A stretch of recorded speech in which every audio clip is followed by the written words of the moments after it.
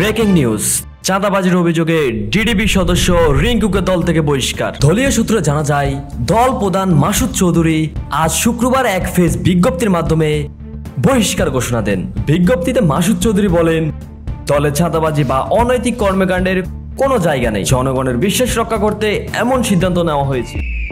আর DAC সাহেব, পোলাপাইন একটু ভুলভ্রান্তি করবে, আপনি কোনো টেনশন করেন না। আমি তার একটু ভুল পাইলাম, সাথে সাথে বহিষ্কার করে দিলাম। আপনার যা কিছু লাগে সব তো আমিই ব্যবস্থা করি। বাসায় এসেন, ভালো কিছু ব্যবস্থা রাখছি। আচ্ছা, রাখি। নেতা, আপনি আমারে আপনার বকুল তলে রেখে বহিষ্কার করে দিলেন, আর চাঁদার 20% তো আপনিই খান। আর জনগণকে এসব বুঝতে দেওয়া যাবে না।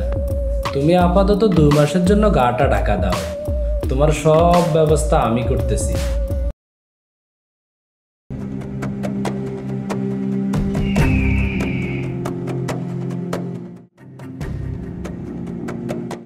ভাই, নিয়ম তো জানেন, প্রতি মাসেরটা প্রতি মাসে দিতে হয়।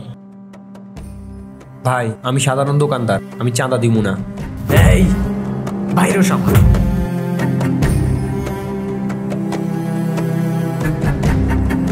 ওয়া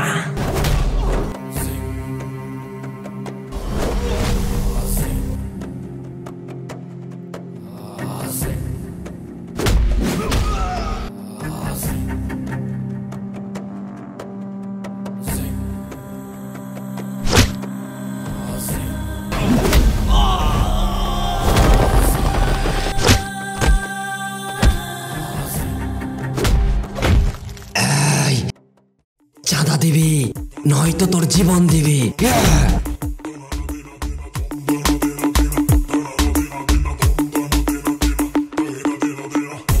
চাঁদা আনতে গিয়ে মানুষ এগুলো করে? আচ্ছা যাক, যেহেতু একটা ঘটনা ঘটে গেছে, এটাকে যেভাবে হোক দামাচাপা দিতে হবে। তুমি আপাতত দাদাদের দেশে ইন্ডিয়াতে চলে যাও।